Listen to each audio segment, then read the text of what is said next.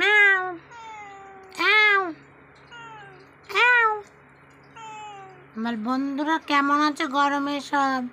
আমরা একটু ভালো নেই, কি কষ্ট হচ্ছে দেখো। আমি সবসময় ম্যাও ম্যাও করছি, গরমে আর পাচ্ছি না, সহ্য হচ্ছে না। তাহলে এত রোদের টেম্পার দেখতে পেয়েছো, কি রোদ্দুর। আর আমাদের টিনের ঘর আরোই কষ্ট। এই দেখো একজন আর ওই দেখো একজন হ্যাঁ করছে। আর আমারটা তো ঘরে খাটের নিচে, ওটাও হ্যাঁ করছে। আমি আজকে দুপুরে কি খাচ্ছি তোমাদের দেখাই। দেখো, জল ঢালা ভাত, রাতের লেবু নিয়ে নিয়েছি, পাতি লেবু। এটা হচ্ছে চপ আর পেঁয়াজ মাখা, এটা আলু সেদ্ধ, তো শশা দেখতেই পাচ্ছ, ঢেঁড়স ভাজা, পেঁয়াজ, মাছ ভাজা, আর দাদার আর জনির মাছটা কড়াইতে আছে।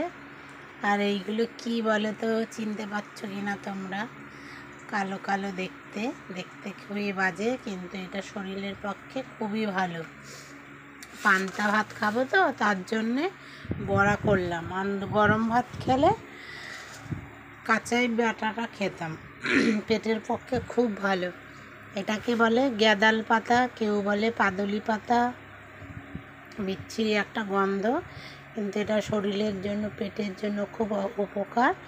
গ্যাদাল পাতার বড়া, গ্যাদাল পাতা মিক্সিতে বেটে নিয়ে একটু বেসন দিয়ে নুন দিয়ে মেখে বড়া করে নিলাম।